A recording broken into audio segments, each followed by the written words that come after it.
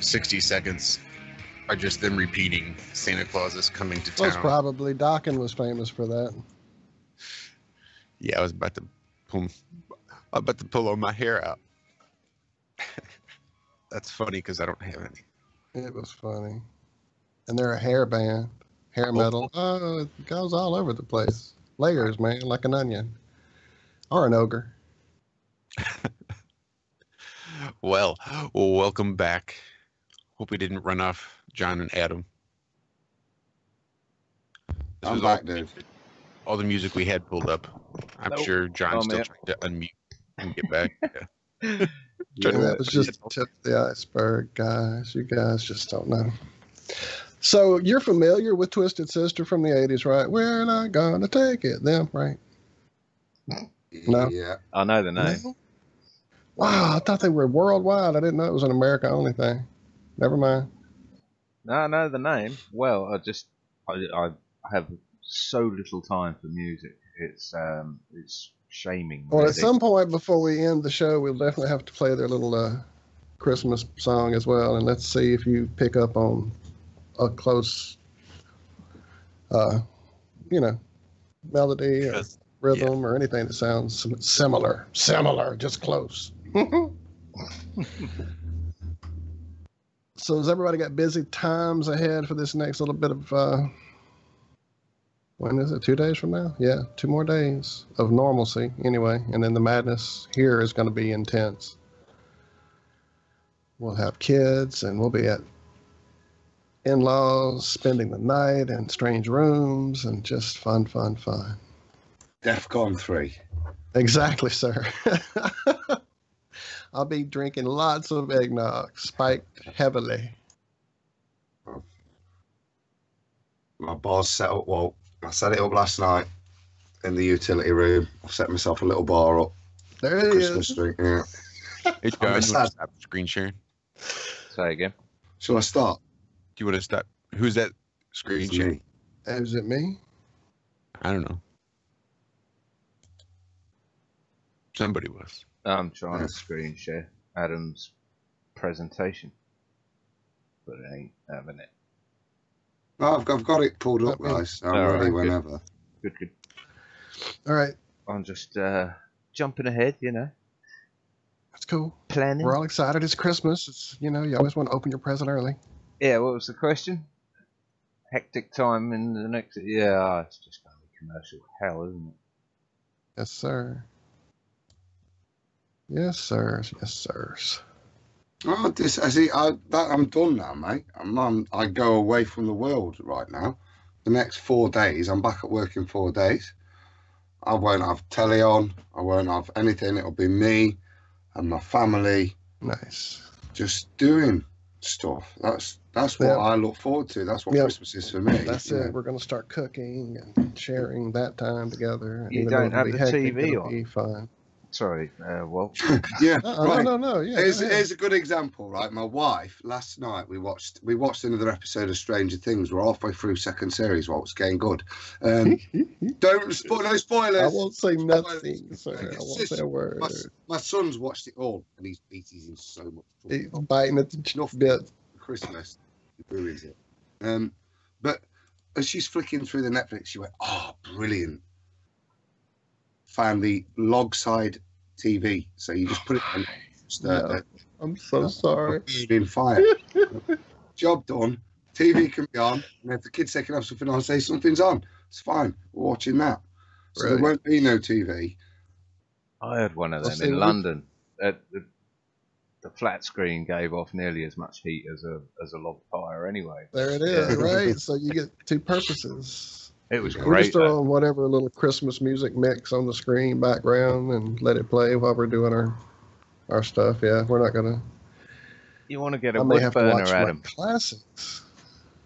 That's my father-in-law's obsession, mate. Honestly, he got a wood burner, and he's in retirement, and that's what he does now. He gathers wood.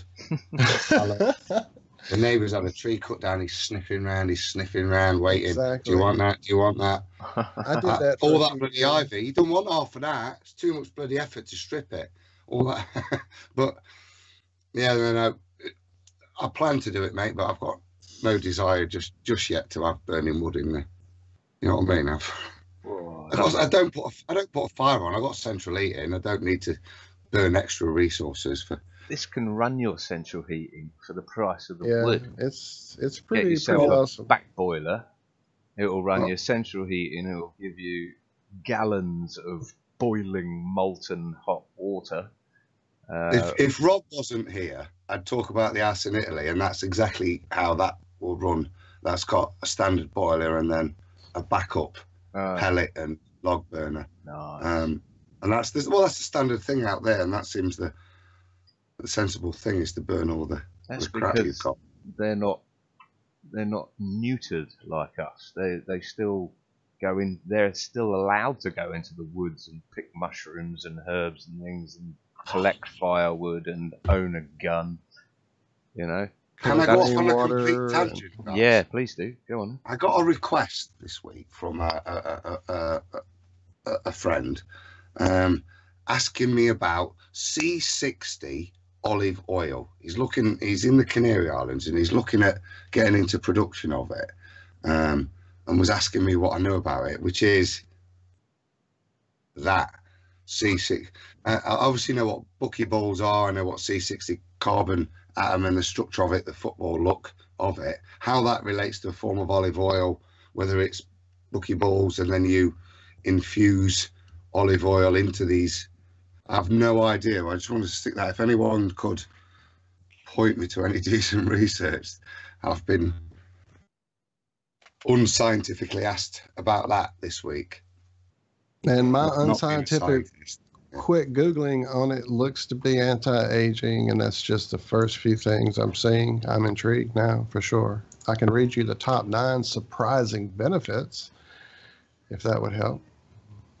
From where? Well, I don't know whether it's buckyballs that they stick olive oil with, or whether they're trying to say that olive oil hydrocarbons can form buckyballs, which obviously can't make sense. So I'm totally at a loss as to what. Because buckyballs is lovely. Let's see. Is it just conflating? Yeah, is it conflating two things for no reason? Like, you know. See, I'm not seeing anything about that yet, the buckyballs. I'm just reading that it's a different process of getting this olive oil. It's a relatively new. It's got a process of peer review is ongoing, but it seems to have dramatically increased the lifespan of rats by 90%. And I'm seeing a list of things here from improves longevity and protects against free radicals, prevents inflammation, kills viruses, protects nerves, prevents osteoarthritis, improves obesity and metabolic syndrome, kills bacteria, prevents UV damage. And of course, it's for sale here where I'm reading all these wonderful benefits. So take that with a bit of salt for sure, but it definitely is something to get more information about. I'm going to dig into it now myself over this next week, and maybe we'll have a little more detailed information for the next show. Oh wait, I believe we have a huge show planned already for our next show, do we not, sir? Is that confirmed, Joshua? Nothing's confirmed ever. Well, I understand, but we've had a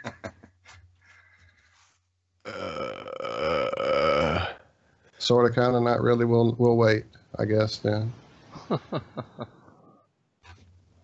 Are you talking IRM or Ironwood?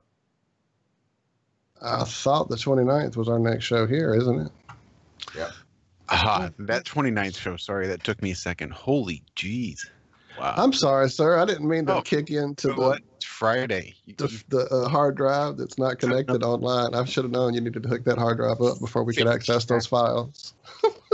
No, that is the morning show, I do believe, because of the UK time. It works out better. See, I was completely wrong on timing. See, I read your email completely wrong.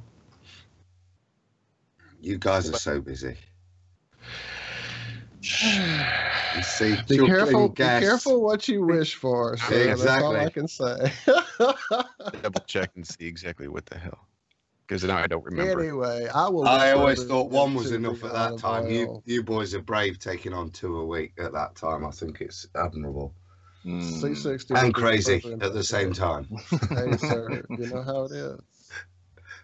What better Yeah, I way to don't know sharpen how you do iron it. than to dive right in?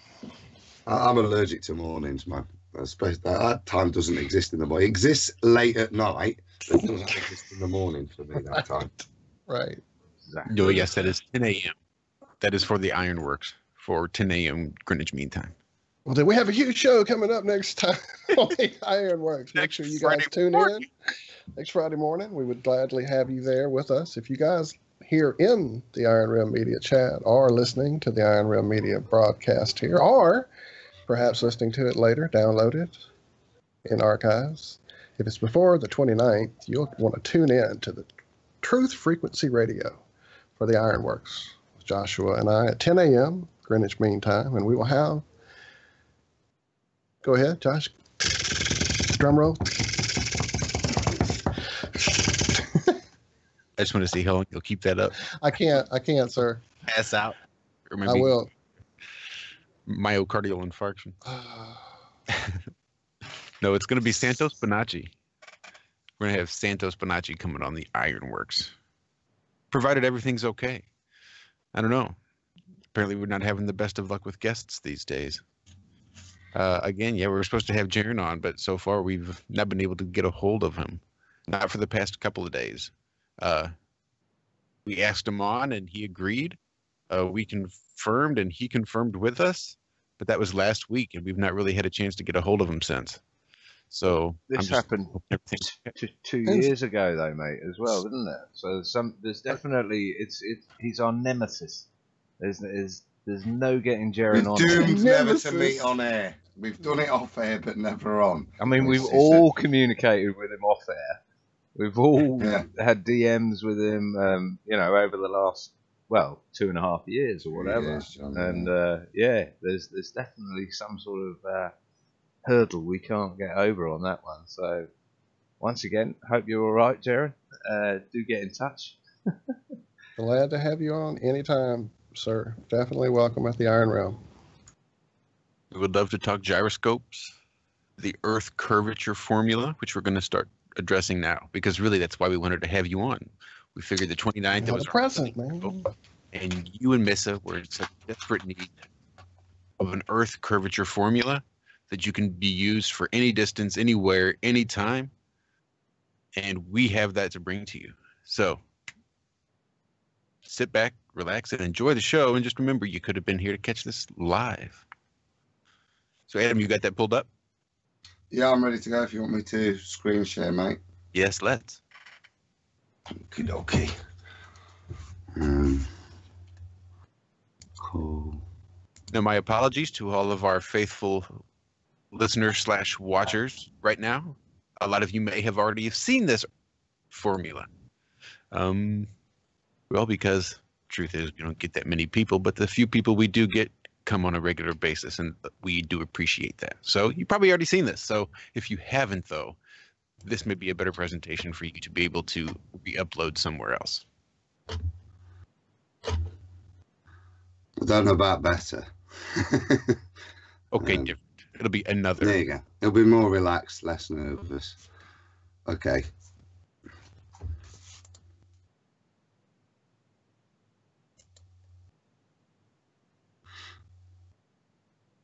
I won't go into that. I will actually allude that actually this journey started as John said a while back with Jaren actually, and talking on in the early days, doing a number of different formulas which I allude to in there, did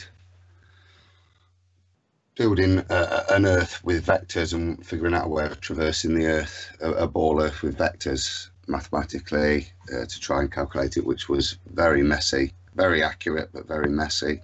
It allowed you to do it in 3D as well, but because you can stick a Z vector in there and it's just the same, but kind of wasn't happy with that. Rob had already destroyed, after Jaren had agreed to my early formula of 2 pi r over d or something, I can't remember it now, and And that's when I first met Rob and you guys, was Rob destroying that formula. So it's always been something that bugged me.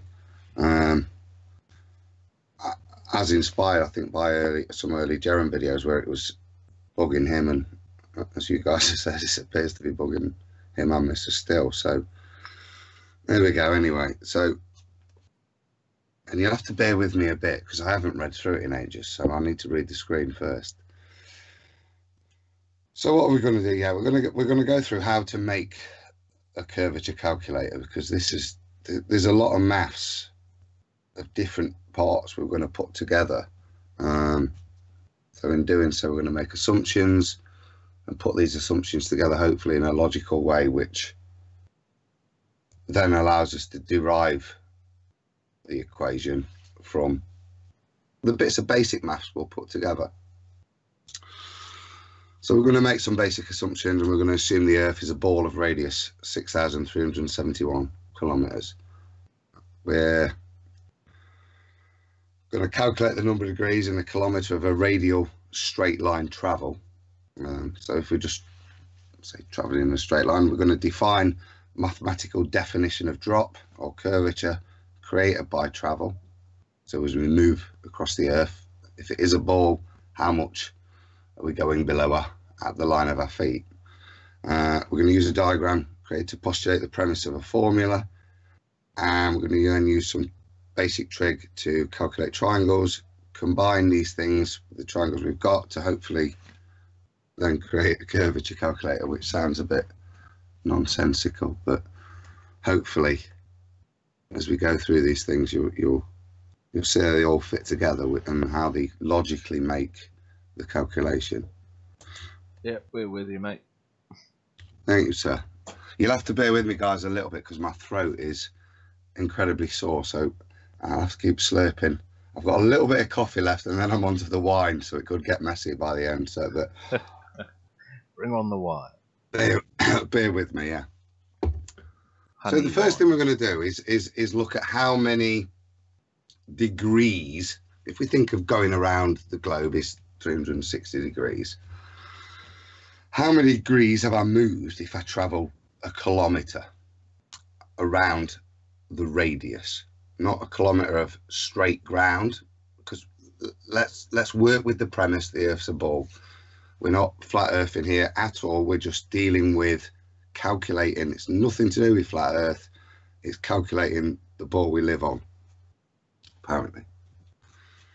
So if we travel a kilometre of travel around the circumference, you know, how many degrees is that? So the radius of the Earth is 6,371, and we know that the circumference is equal to 2 times pi times the radius, so we come out with 40,030 kilometres. And we can start to make a few statements, and the diagram there illustrates the point of the statement we're making, and I hope you all agree that if we take the distance from the North Pole to the equator and take the root of the circumference, whatever root that is, as long as it is a great arc, it will equal a quarter of that, so 10,007 kilometers, maybe 8. It's 8, isn't it? That's bad maths, isn't it? So in 90 degrees there are 10,007 kilometers. So in 1 kilometer travel, the circumference is equal to 90 divided by 10,007. We could have equally done 40,030. Sorry, 360 divided by 40,030, but it's the same answer. So the answer here, we can learn that if we travel 1 kilometer, we've actually traveled 0.008993261 degrees. And as big as that number is, it's kind of important, certainly for the first few 100 miles, to really use that detail that's encompassed within that number of decimal points. It's important because it provides the accuracy. Hey, Adam. Yeah. just to break you up a little bit and give your throat a Yeah, rest. that was. Do you remember when we were talking about how you remember numbers and you remember your phone number and all the rest of it, and you put some sort of weird story together in your head to remember it? Can you remember that number? Because we need to make songs about that number or something so that people can remember it. Yeah, but I think that actually that one has not. I've not required any memory pattern to remember that one because I've just done it so many times. This because should I've done it be in so like many pi, shouldn't it? It should be like pi. It's the same number in so many of the other calculations. That when I was doing the vectors, for example, using 1 kilometre is a great way of travelling. That was the finite distance that I travelled per measurement. So that number's, yeah, fairly there. I'd hate to be put on the spot, but I'm pretty sure I could remember it. Yeah. 8193161, yeah. Important to point out, this is the number, the important number if you're dealing in kilometres. The miles would be a slightly different number, but equally as important. Carry on. I think in this particular calculation, and for the purpose of the calculation, where we're talking curvature and we're trying to be quite exact and provide people with a measurement of being exact, using that many decimal points, I would suggest is sensible. In a talk I want to do in the new year with Paul on the plane, as I've alluded to before, I actually use 0.009, which in a lot of instances is quite a reasonable assumption to make, as you can see from the number of 2 nines after the 8. So 0.009 is pretty close anyway, and a lot of other stuff that doesn't require maybe the exact accuracy but's requiring exemplification, I would suggest that's fine for basic maths as well. So we're defining angle A, which is the distance travelled here, because we're not always going to necessarily travel 1 kilometre. So what we're going to do here is give us a way in the formula later of being able to describe angle A, a definition of angle A, that's going to be described in a way in terms of the parameters that we're going to want to input into the formula later. No point describing it in any other way. Do you know what I mean? That makes it difficult. So, and hence that previous calculation. So what we're going to describe angle A is the distance multiplied by this angular calculation of 1 kilometre. And I hope that seems logical. So if we've travelled 10 kilometres, we'll have travelled 10 times the angle, because the distance we're measuring is calculated on the circumference. It's not a straight line distance from, can you see here, from here to here. It's not a straight line distance that we're measuring. It is actually the circumferential distance. So it's rationally, that would be it's proportional.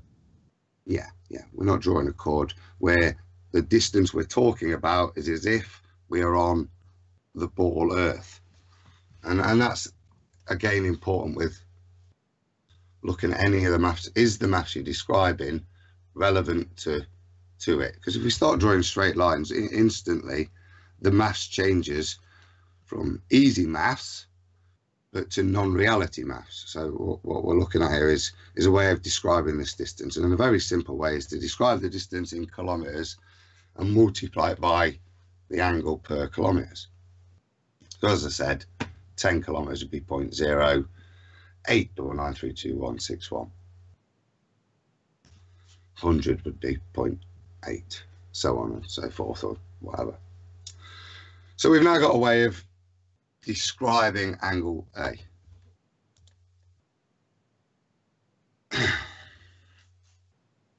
What we want to do now is kind of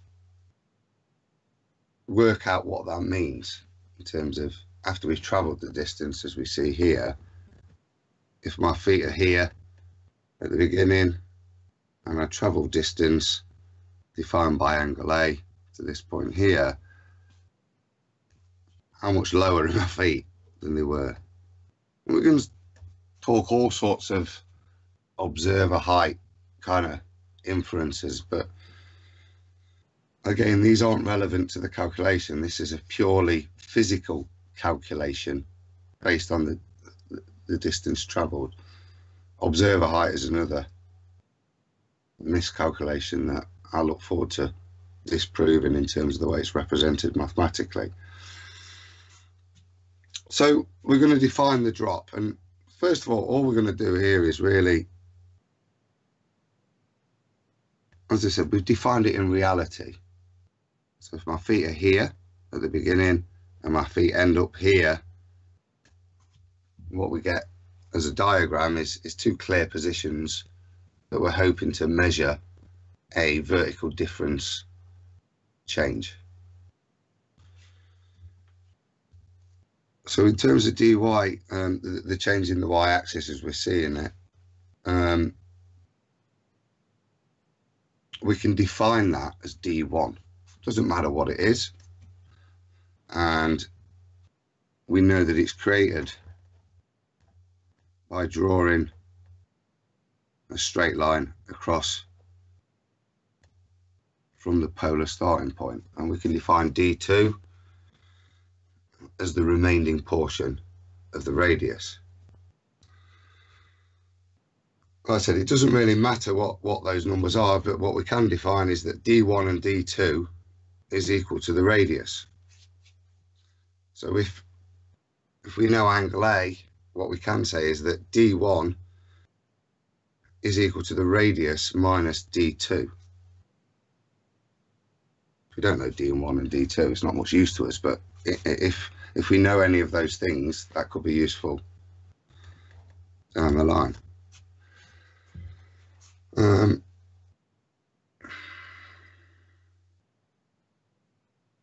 Now, the trouble with some, excuse me a sec. You're all right, bud. Absolutely, man. Take a break. That's what I was going to say. Thank you. So, John, as always, you know, I am not easily keeping up with this math. So share with people your secrets of these ways to keep those maths, I mean, these memory tricks you talked about. I don't have the memory tricks. That was Adam that was telling me about them. Because he was trying to teach me. Well, I know we had the conversation, and I was hearing you maybe try to figure it out too. So this is your bad memory then as well. Cause, well, no, you know, my memory. I've tried the story, but I've tried the story method, and it. Yeah, I don't think that's mine. I'll have to find a new trick. I was trying to get some tips and hints from Adam as to how to remember things. Everybody wants some of Adam's brain. Candy in chat was just saying she wanted some of your brain for Christmas. So if you could share, we'd be awesome. Repetition is that, as I say to my boys, it's just about following rules. And maths is following rules, and this is hopefully what we do. We apply rules, and I mean, and I only think truth can. one thing that can be said. Sorry, is that. Go ahead. You know, like you were saying, Adam, when you were in school, that you needed to know, you know, why this is important, or why I need to know this sort of thing.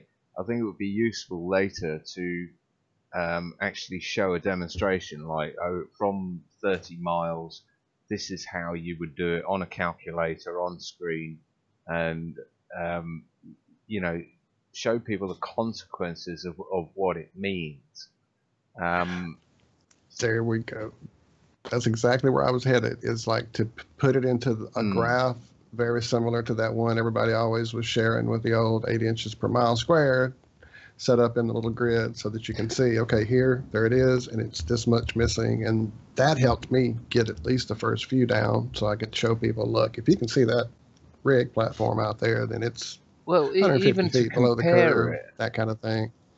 Even to compare it, so that you know, you could say, if I see something 30 miles away, 8 inches per mile squared says it's going to be this much drop. Adam's calculation says this much drop. Nice. That's another way to see that. Yes, sir. Yeah, something like that. But also, using I'd the also information like instead of just trying to remember the information is always helpful to me. If I can use the information, Yes, then I'm exactly. going to remember it. That's what I was like at school with maths as well, doing all this I wonder why you and pure I and stay in applied. each other's head all the time, John. Yeah, I imagine so.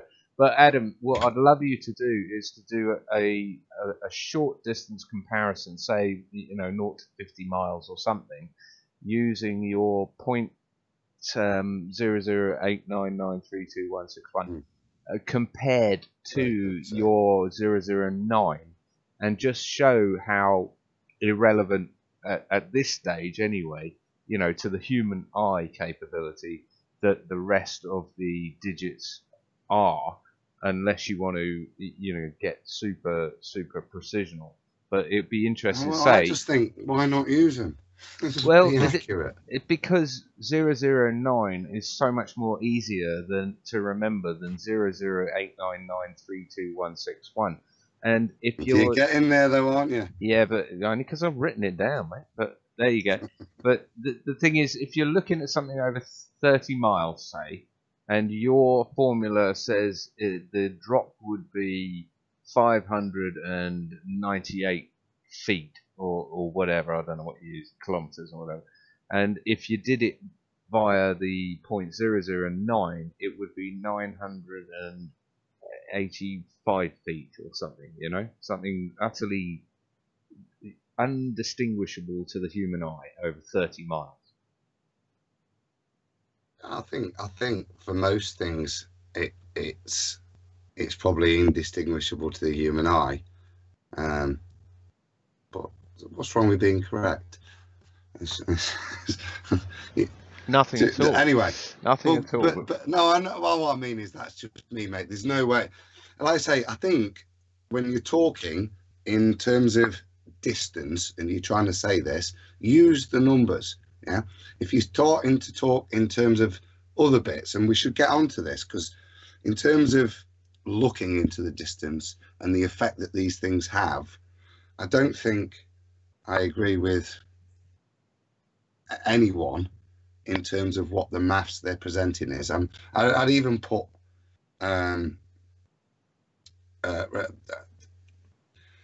I'd allow certain bull excuses in stuff, and I still think there's more curvature hidden, because I don't think any of the maths represents the truth of the reality of what is out there if you were on a bull. But let's get to that at the end, because I will bore you with it. It's related to this diagram, but let me carry on, because if you've got the basics of this, then the next point makes more sense, if you know what I mean. So, gotcha. Okay. Need another sip of wine now. Right there. You're just looking for an excuse at this point. I need no excuse. The reason I'm talking about is, since you've taken a sip of wine, I might as well cut in and butt you off. The 0.0089 or whatever, if you rounded it to 0.9, obviously you're not going to be correct because anyway your numerous decimals isn't correct either, because that thing probably goes on for 100,000 decimals after. But the point is that it's not a real number. Yeah, so the point is that most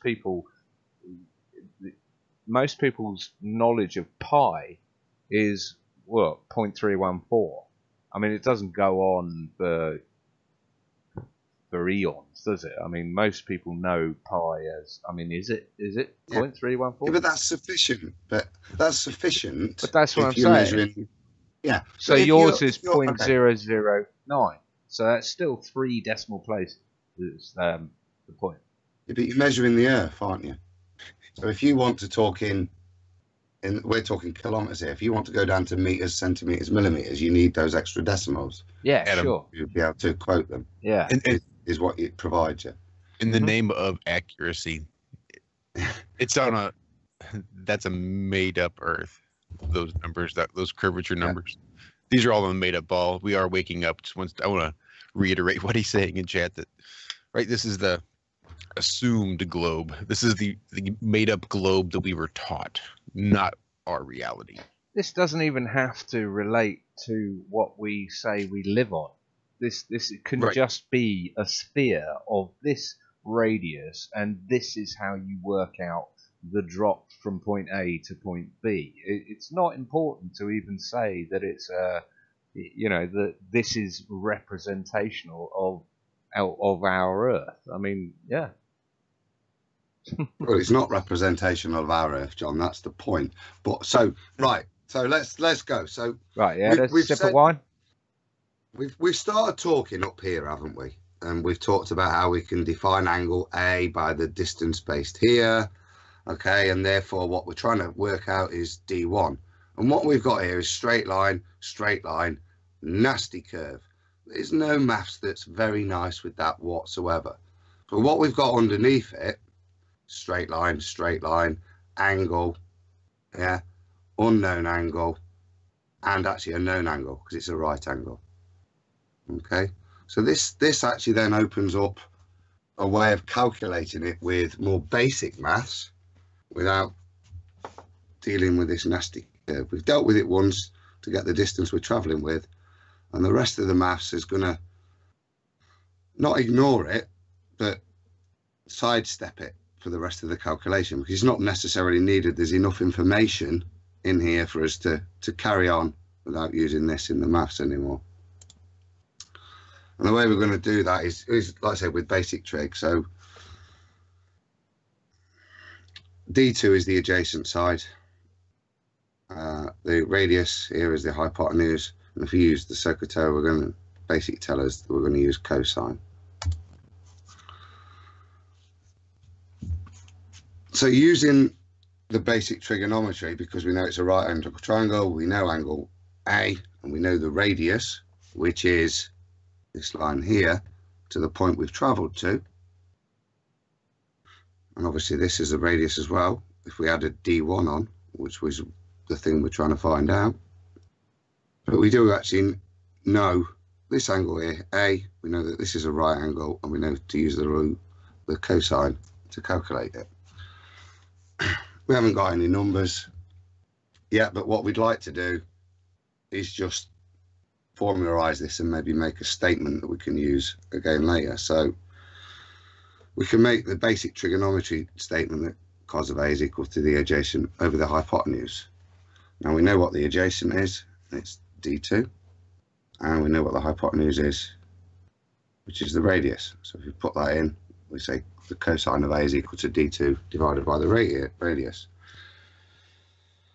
And we're going to rearrange that in a useful way for later to make a statement that D2 then is equal to the radius times the cosine of A. Does that make sense? Because this is probably the most complicated bit of the maths, which is a bit of trig. Josh. Yes. Yeah. So really you you kicked loose something deep in my psyche earlier, because you said, math, what you tell your boys is that, maths is all about following rules. So once you get that down, it becomes easy. And I think you just hit upon why I never could have handled math well. Right. You start talking numbers and I'm tuning out. I'm hearing all sorts of other stuff in my brain, and you're I don't know what you're checking the chat, having a little. No, right. So I think the point I would make is ignore the trigonometry that's there. Look at the logic of what I'm saying. What I'm saying is, if you believe me, you've got to believe the words of man here. You don't, or you can go and check basic trig and check it. But what I'm saying here is I can work out this length using basic trig because I know this angle here, I know this length here, and I know that this angle is a right angle. And because of that, I can make that statement. So we know that what we're trying to find is the dropping curve. So we'll come back to that. So these are the statements we've made. Let's have a think. Okay, so we've made the statement that D1 is equal to the radius minus D2, which is demonstrated there. None of that has got any numbers in. D2 is equal to the radius times the cosine of A, as I just bored you with. And as we started at the beginning, we know that the fundamentals, which is the distance we're trying to calculate drop for, the angle of that travel is equal to angle A is equal to the distance we're talking about times, John? No, you go, mate. 0.00899321661. You'll never remember it like that. You'll make a little ditty out of it. Okay, I can remember given all 009. of those facts, But then that's kilometres, so that's pointless No, that's Steve, because perfect. I'm in England. But this is, we're coming up to that, aren't we? Yeah, Special, you got it. Yep. yeah, special bit for you. Right. So, given all those bits of information and mathematical statements we've derived from all of that logic that nobody's disputed, we're going to try and combine it now together. So, the first thing we'll say is we know that D2 is the radius of cosine A. So if we put, substitute it into the equation. Okay, so earlier on we made the statement that D1 was equal to the radius minus D2. Yeah, so the distance of drop was equivalent to the radius minus the bit that was left, put simply. And we've also made the statement that D2 is equal to the radius times the cosine of A. So if we just substitute where we had D2 for radius times cosine A, we know that D1 is equal to the radius minus the radius times the cosine of A. Now, Can I just say at this point? Yeah. I think you're missing brackets there. I think it should be D1 equals 6371 minus bracket 6371 times cosine of A bracket. I think that's what confused Rob. multiplication's first, then addition and subtraction, even with or without brackets, as far as I remember. But yeah, you could be right. You could put radius minus open bracket radius times the cosine of A close bracket. But anyway, so well, the reason I say that, and this may be why people could get confused by it, is because some people will see that as 6371 minus 6371 equals 0. 0 times cos of A equals 0, obviously. That's the way I took it. That's the way I took it the first time I ever saw it. That's why I reckon a bracket. Respectfully then, yeah, if you then apply a little bit of logic to it, yeah, it can't be right, can it? So try it the other way around. See what happens. You get me? Or put a couple of brackets in there so it's bloody obvious. There's a bracket required later. Math fight! Math fight! That's it. Pa. Right. You put me off now. Right, give it right. So start again. So basically, right, with brackets, shall we have? So given that actually what we're trying to find out is D1, which is the drop. And we've made the statement earlier that it's the radius minus D2. We've calculated earlier through that basic trigonometry that D2 is equal to the radius times the cosine of A. So if we swap those over, we come out with a statement that the radius is equal to the radius minus, in brackets, the radius times the cosine of A. Close brackets. Now, given that's all very useful, but not very useful as a simple formula. So we want to try and simplify it. Now, given that the size of the Earth isn't going to change, hopefully, or the size of the ball we're talking about isn't going to change, we can make the statement that the radius is 6,371 kilometers. So we can put that into the equation because that's So these calculations are never going to change. So wherever we say radius, we stick it in. So D1 is now equal to 6371 minus 6371 times the cosine of A. And at the beginning, first thing we worked out was how we work out angle A and how we define it in terms of a parameter of the distance we're traveling as a measurement of the circumference. So if you put that in, that A is equal to the distance times 0.0089932161, excuse me, that actually leaves us with the metric equation of D1 is equal to 6371 minus 6371 times the cosine of the distance of 0.0089932161. I'm with you. Okay.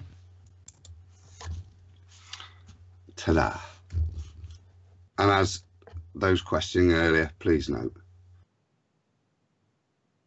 is for a fictional ball earth. Okay, so Rob, that was for you on previous things. I know you've mastered this now, so I'll move on. But it is quite a useful way of doing it on the calculator, and we'll maybe come back to it later. This is the bit for Monsieur Savage. It done in miles, and if we do it in miles, it does require initial changes in the numbers at the beginning, because the first thing is based on number of kilometers. So if we say it's equal to 3959 miles is the radius, the circumference is 24,875, North pole quarter of that is 6218, so in 90 degrees is 6218. So in one, and I've put kilometre here, look, so that's me cut and pasting from the beginning. That's all right. I corrected it on the blog. You're a gentleman, thank you, sir. So in 1 mile of travel along the circumference, it's equivalent now to 0.01447222858. And oh look, that number's bigger, and that's because a mile is bigger than a kilometre. So if we apply all the same uninteresting nonsense as we've done before and using miles, it comes out with a calculation of 3959 minus 3959 times the cosine of the distance of times 0.01447222858. Which is one reason why I may convert to kilometres, because 0.009 is a damn sight easier to remember. If you're not going to be perfect, John, if you're not going to be perfect using the 0.00899322161, if you don't use that, then you're not going to be right. So you might as well use the 8 inches per mile squared. My eyes aren't that's the way I see it. Yeah, that's the way I see it. If you want to be perfect, I like that, Rob. This is formulated to be perfect. Depending on how many decimal places you go. So if you're gonna round it up or round it down in any way, you're not perfect anymore. So you might as well not bother. That's the way I see it. Well, sorry, what's your name? Rob, the guy on the outside of the map.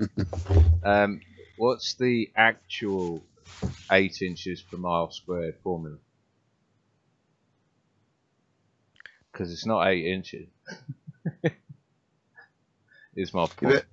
Yeah, so that's exactly right. 7.94, isn't it? Something like that. Don't call my. Yeah, 7.94. Yeah, something like that. Yeah. So that's right. Yeah. So maybe we should get the actual formula, because everyone keeps rounding up and rounding down, don't they? So if we know that one's bollocks anyway. Then yeah. Well, bollocks to a point. It doesn't work. Yeah, it only works to 100 miles or so, but that is my point, is that your eyes can't see 100 miles away to work out whether it's point this or point that.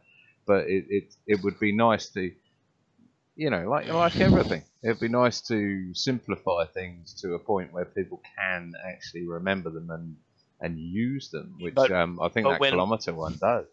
When people are doing memes for 275 miles, they can see this certain mountain, and then they're using the 8" per mile squared formula. Yeah, they could be hundreds of feet out. Yeah. Either way.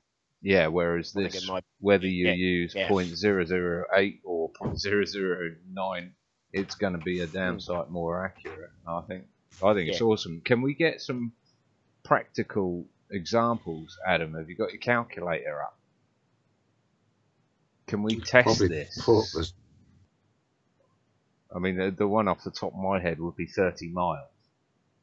Not off the top of my head, because that's what I went and looked at, a land mass 30 miles away.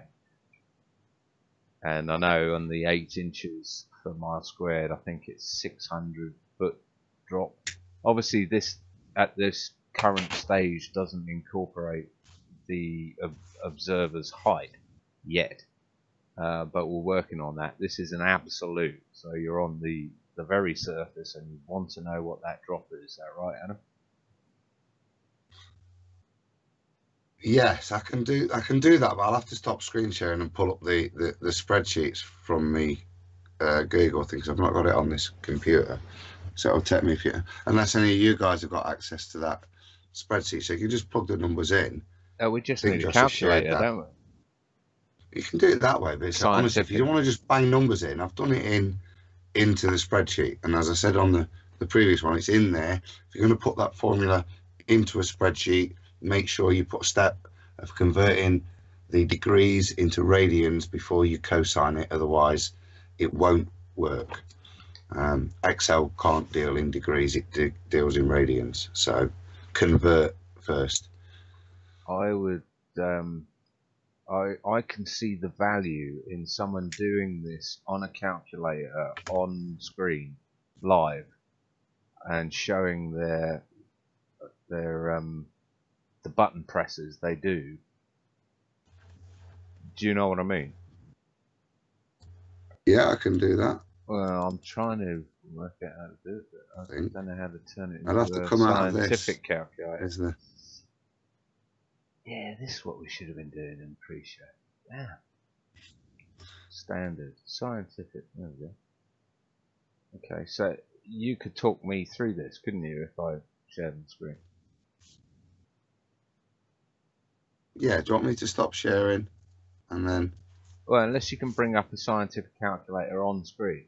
So you're sharing anyway, can you just open calculator and then change it to scientific? If I go to on that page there, that's the one.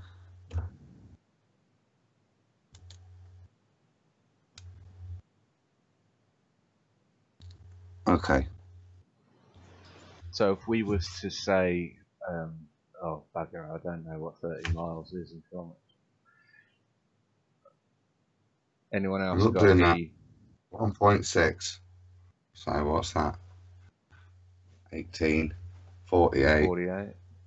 48 kilometers. Something like that, isn't it? Is it 48, 30 miles? I'm not too bothered about being I'm not too bothered about being that accurate.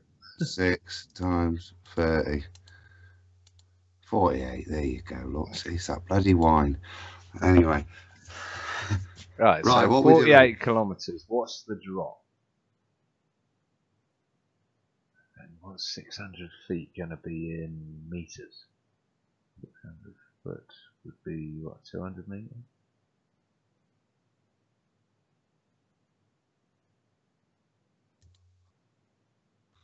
Yeah.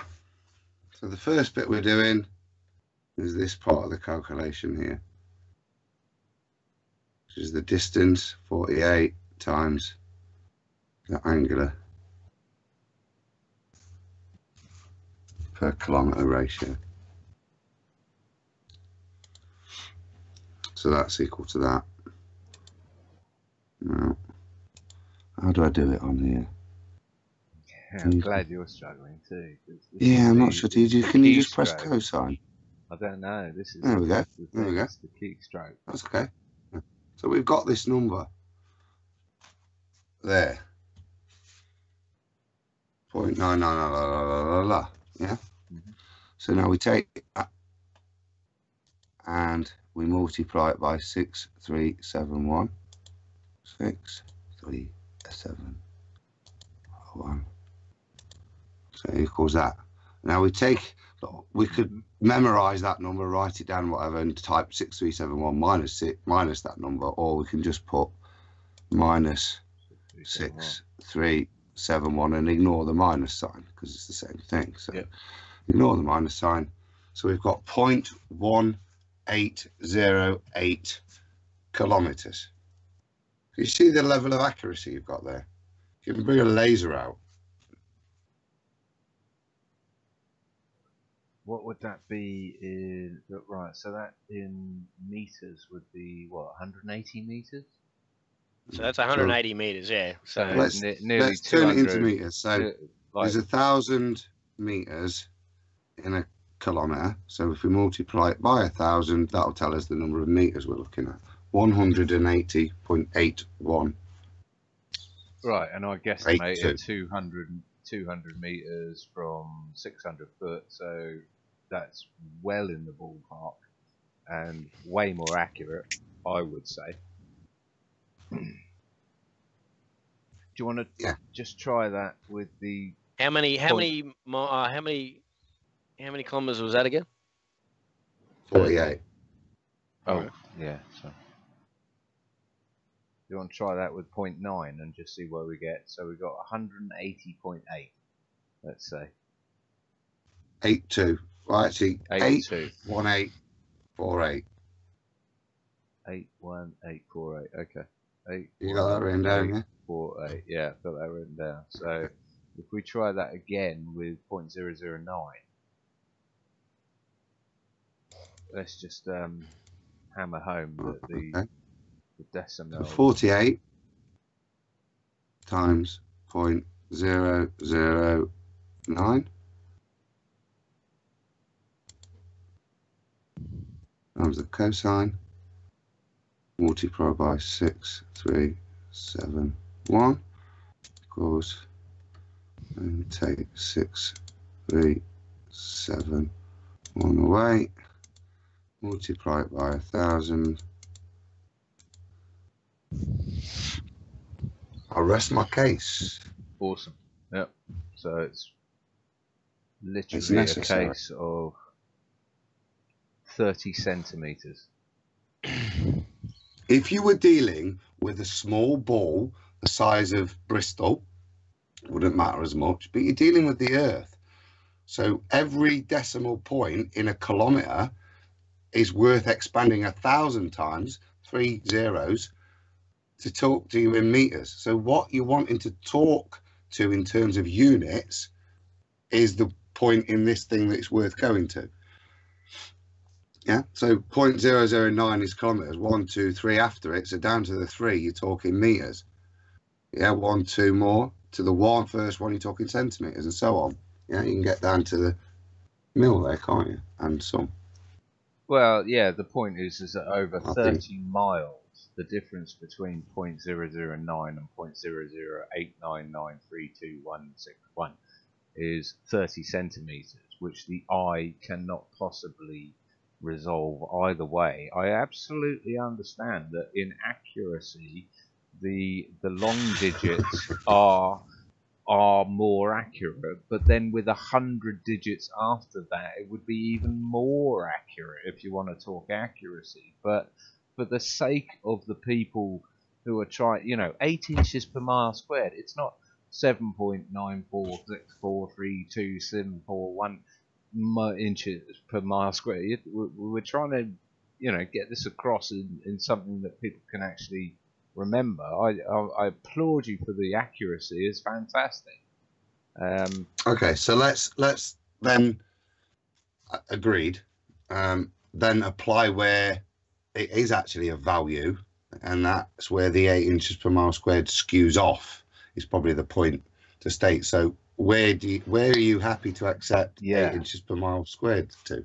Okay, so I would say work it out for 3959. No. Right, so what I want to do now No, is... hold on. It wouldn't be though, Adam, would it? Because you're walking around the surface of the ball, so isn't that 6,000 something or other, 6,200? What I'm trying to do is test if you walk 90 degrees around the ball from the North Pole to the equator, whether the drop would be the radius that we're told this fictional bullshit ball that we live on is, which will be 3959 miles. So you know that better in kilometers than I do, but can we do that? Can we do that calculation and see? Okay. So first of all, it's kind of backwards maths, to be honest with you. I'm just putting numbers and dividing by the same number forwards and backwards, but I'll show you. So what did we say? What do we want? 24,875. 24,875. You need to work out if you're going to go for kilometers or miles first. Well, what the fucking hell am I doing there? Oh yeah, I did. Right, anyway. What I thought I'd do is do it in miles. Yeah. Okay, yeah, and use the point it's 0 easier 1 if we're going to compare 8 inches per mile squared, rather than have to take the 8 inches and doing that. Just do it with this formula, which is 3959. Yeah, I like the thinking on that. So you pick it. Where were you happy then that 8 inches per mile squared is good to? What distance would you be happy to use it at? Because it is a lot easier to do in your head, 8 inches per mile squared. I can't do trig. I mean, if you do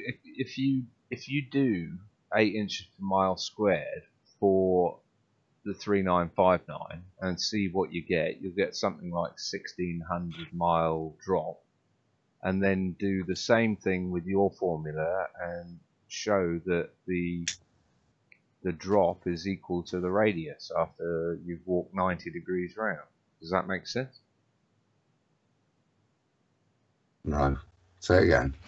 Okay, do 8 inches per mile squared for 3959 now. So 3959 times 3959 times 8 inches divided by 12 divided by 5280 or whatever will give us miles.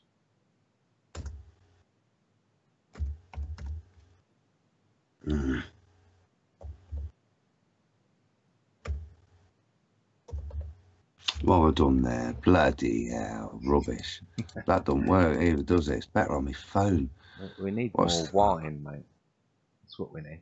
No, I need less now. Look, my mouse has starting to get more drunk than me. There we go. What was it? 3959 times 3959 times 8 divided by 12. Is that divided by 12? Divided by. Is that many feet? 5280. 5280. Is that many miles? 19,079 miles. Okay, which is exactly half of the radius. Yeah. Well, it's not exactly, is it? Well, close enough, but yeah, it is, John. It is. Okay. You double that, you get. Yeah, there you go. 3958. Oh right, yeah, wow, yeah. Oh well, that's why I came up with the 16 inches. Yeah. Sorry. Yeah, that's why we thought 16. Yeah. Because it worked better. Yeah. Okay, so if you do the same with your formula. So the distance is 3959 in your formula. So 3959 minus 3959 times cos bracket 3959 times. Yeah, you get the idea.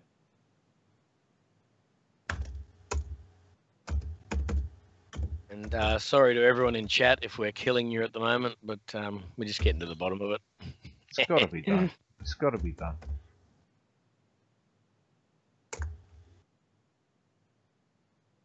We can't get any less listeners. Don't underestimate our ability to get fewer listeners than we have presently at any given time. Well, What have I done there? Let's aim What for am I that. doing?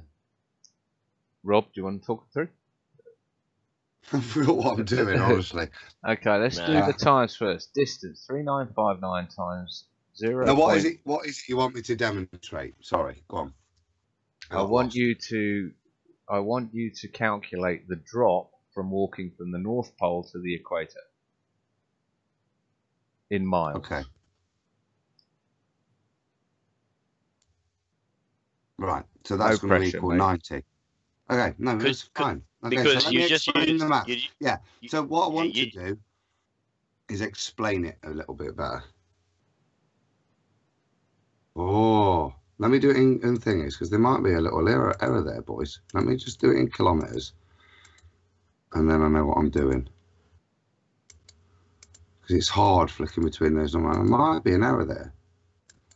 Could well be, actually, John. Could well be.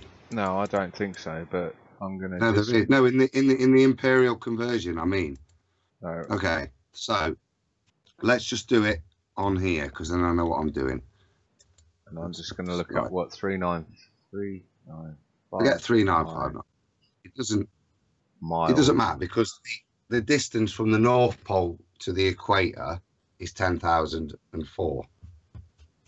Yeah, because it's 90. Remember that this number here, yeah, is derived from it. It's a bit like a lot of ball maths, mate. There's been arguments this week on what was it on? There's Anthony Hillman, arguing with loads and loads of ballers about refraction and all sorts of stuff. Anthony or Antonio? No, Anthony Riley. What's his name? Riley, thank you. Okay. Arguing with loads of ballers about refraction stuff, and they're using these formulas. But actually, if you bother, and I bothered to look into it, if you look at all the formulas within the derivation, it's a bit like this. It includes an assumption of the shape of the Earth, so the formulas are worthless. Yeah, they're based on the shape of the assumed shape of the Earth. So, well, essentially, this is the point the point I'm making is that this is derived from that. So, okay. This is why I think it's right, Adam, and I think I've done this calculation before, and it came up absolutely spot on. But we need to get away from thinking that we're talking about the Earth at all. We're just talking about a ball that is 3959 radius, whatever unit you want, mile, kilometers, anything you want, or whatever it is. What is it? 42,000 miles. Right. So radius? It's 10,004 kilometers, as I remember, isn't it? From the North Pole to the equator. Yeah, 10,004. Yeah. That's how we derived this number here. Okay, so if you multiply that by that number, because that's the distance we're talking, times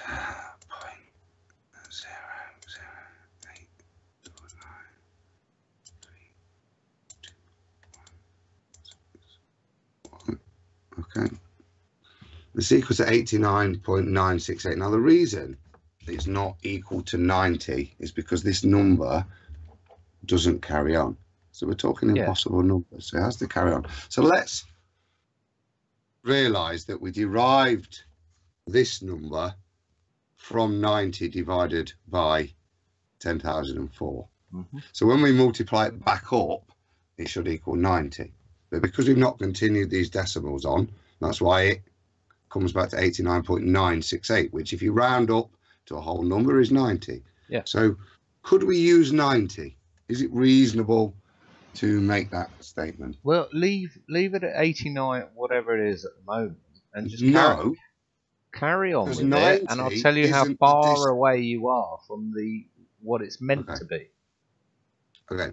So, if we're going to do that, then what I will say is the closer you get to the equator, the slight variance that you'll see based on this.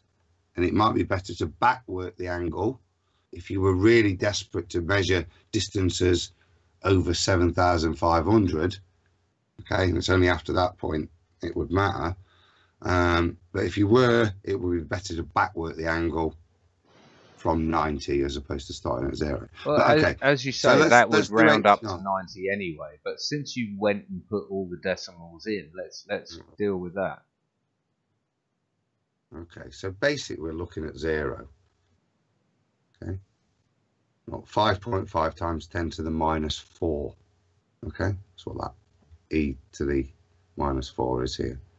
Okay, so 0.00000561, blah blah blah. So really tiny weeny number, smaller than this. Look, 1 2 3 4. Yeah, so a lot smaller than this. So that's that. Let's multiply that by 6,371. Okay, which is that. Something's gone wrong And there, then minus 6,371.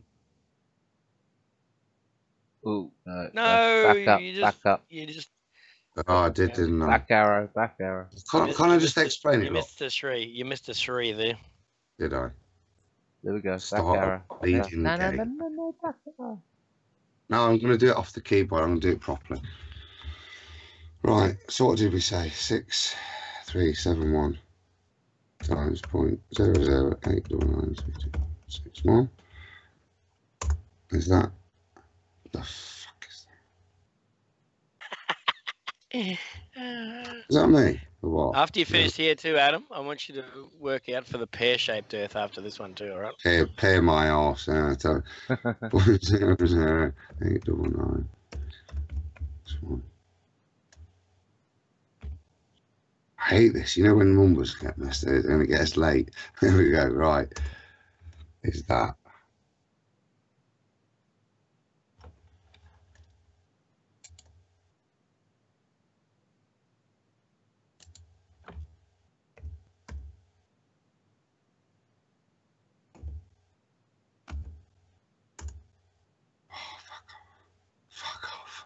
I'll tell you what, guys, I don't know what I'm doing. I've had enough. What have I done there? John, get a calculator out because I seem incapable. I don't know what I've got in there. Okay, I'll give it a go. I'll try. Get the bleeding calculator. I've got to duck off for 20 minutes. I'll be back. All right, Rob. Okay. See you later, Rob. Right. I've got it, alright. Right, you'll have to tell me that. Together, they found the courage. They shared an extraordinary adventure. They will fight. They will search for answers. Right.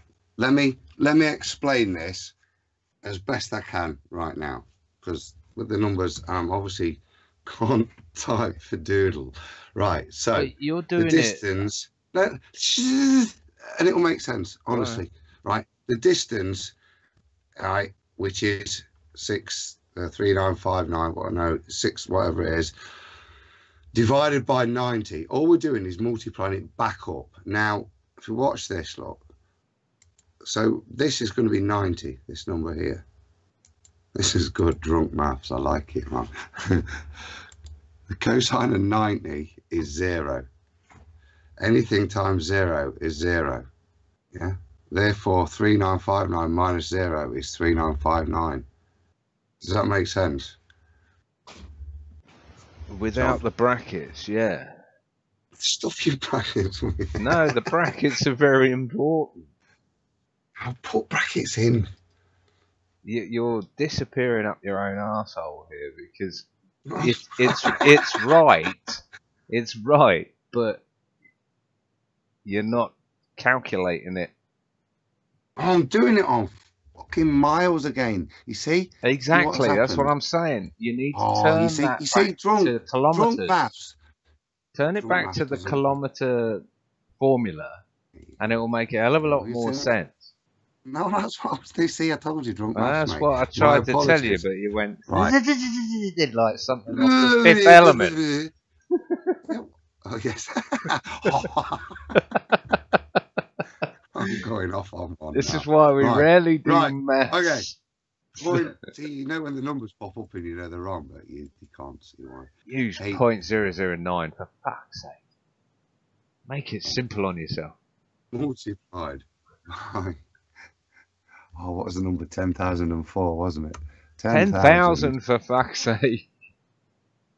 Yeah, it's a fictional ball. I'll shut up now. Right. It's like watching my wife surf the web. 89.96 degrees, yeah, which is really 90, but we cosine it, which is a really, really small number. Yeah. We multiply it by 6,371, yeah. That tells us the variance. We take away 6,371, yeah, and equals that. We multiply it by 1,000 just to tell us what it is in meters so we can see it a bit easier. Oh, I don't know about that. No, you wanted it in kilometers, didn't you? Divide it by 1,000. Oh yeah, divide by it. Sorry, yeah, because we're actually looking at the radius of the. And there you go. So the correct answer with 1,000,000 fucking decimal places would have been 6,371. Because we cut a few billion places what am I trying to say? Decimal places. It's 6,367. So it's 4 kilometers out. Because we cut all those decimal places, because we're dealing with the size of a massive ball. So yeah, it's exactly right. So there's nothing wrong with the formula at all. Where's the operator? No, it's the fact that you don't have a scientific calculator that has a gazillion decimal places on the end of it. If you wanted to get exactly 6,371, but what we got was 6,367, which is only 4 kilometers off, which is reasonable. Watch this. 10,004. If we actually, because I only went to 161 here. Yeah. If we actually divide this by 90 here, because we see the decimals here, look. And now, if we multiply that back up by 90, yeah, it works. Because that calculator is actually only displaying, say, 10 decimal places, but it's actually calculating God knows how many decimal places. Does that make sense? Yeah, but so the point is, because we go to 0.00899326161, if we carried on with the decimal places, that would fill in the gap to the 90 degrees. Yes. What we're seeing there is how on the size of the Earth, those ridiculous number of decimal degrees actually make a difference if we're wanting to measure in feet and inches. But actually, you're right, John. If we are measuring from the North Pole to the equator, does it matter that much? Well, you're 4 kilometers out because you missed a couple of decimal places. I mean, big deal. It shows that it's perfectly accurate, as opposed to the 8 inches per mile squared, which came up with 1,600 kilometers. Oh, not kilometers, bloody miles. Fucking system. What would be? I hate to tempt fate, but what would be Jeran's drop over his, what is it, 4 miles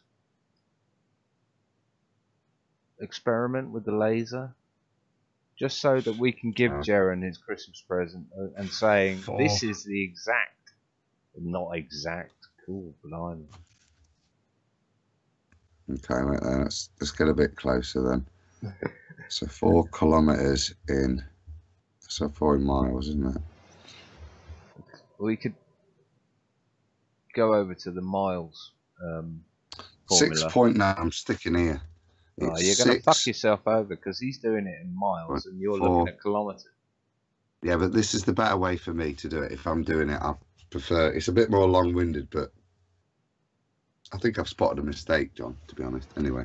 I don't think 6 foot 6. I think I have on the miles one, but I could be wrong because I've been wrong a lot tonight.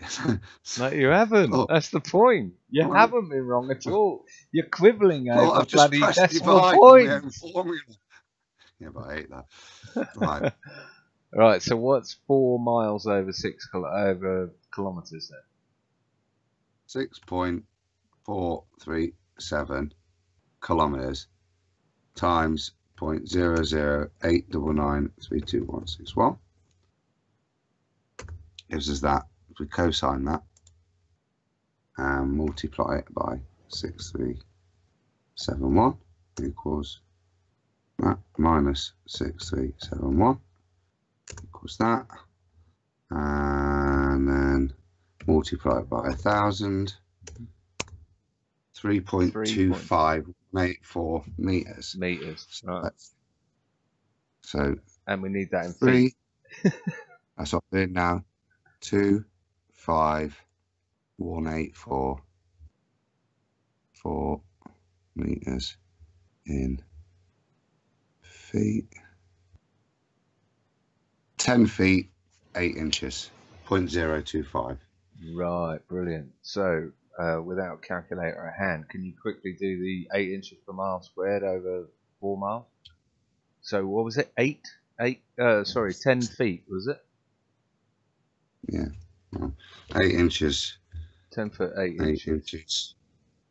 Times 16. 128 divided by 12. 10 feet? I'll give you an extra 2 inches. Yeah, you got 2 inches at, or 0.2 of an inch. Anyone that gives me an extra 2 inches is good in my book. Yeah, I tell you what, I could sell that.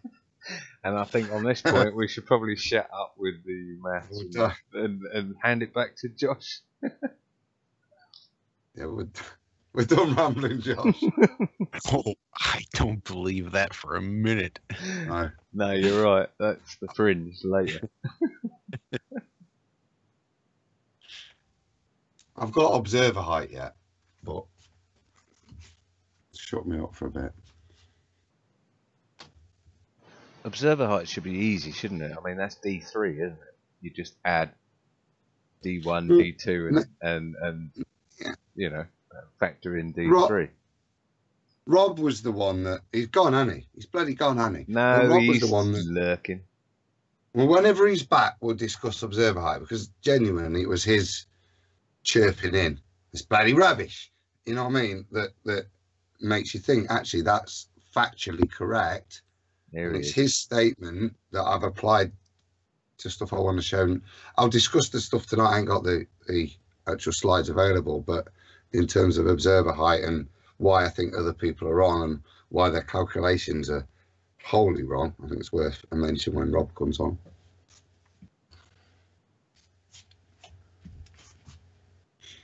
So yeah, I'm done.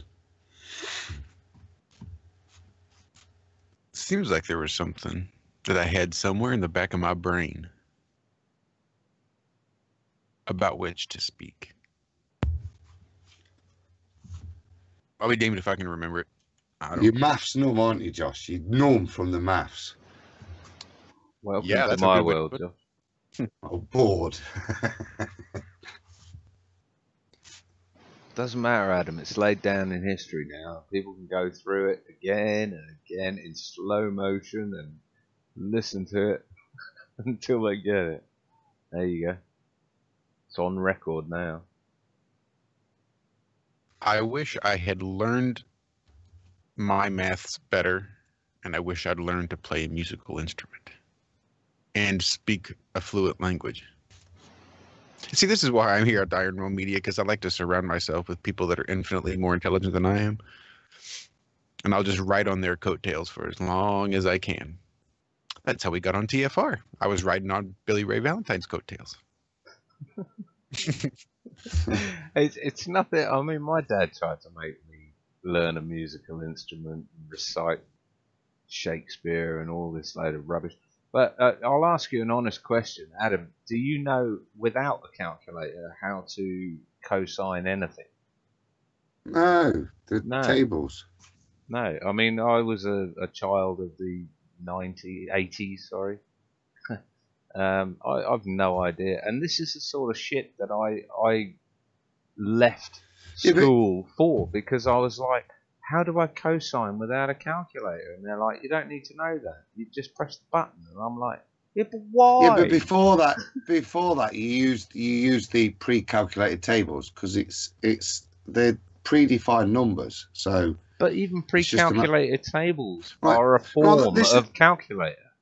They're not you doing it yourself. Where did these numbers derive from? I'm not asking you.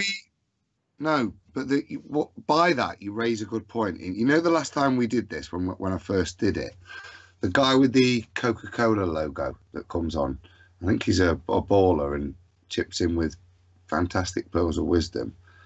One of the criticisms he mentioned was, why don't you use I can't remember what the bloody word is, but it was an approximation for very small angles. You should use this. And that's the reason why you don't use that. And you saw the number of decimals there. And the reason why you don't use trigonometric approximations is because they require huge calculations to keep going decimal after decimal. So people used approximations for it. You don't have to with modern computers. Yeah, with your mobile phone, you've seen how many decimal points are there. You can use that and it will do it all. Cosines, the angles to that level of accuracy, and that's the bonus of what that gives you, because you can go to that and more decimal points, 899326161, and some if you pre-derive it yourself on your calculator as shown. You can go to infinite accuracy because it's an infinite impossible number, so it goes to the same as the circle. So yep, I agree. But that answers a previous criticism of why we don't use the trigonometric approximations, because we've no need. It's 2017.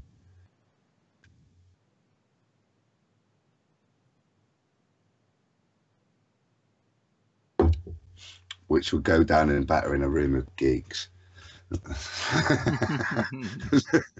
You use tables to. Well, yeah. I mean, I think approximations are fine. You know, when you're dealing with things like the limitation of the human eye, you know, if something is a foot wrong over 30 miles, then that's irrelevant to me. 0.009 is absolutely accurate enough on this fallacious, fictitious fallacy of a ball. I'll shut up now. No, I think it's horses for courses, John. So as you alluded to earlier, the 0.009 might be sufficient for what you want to do.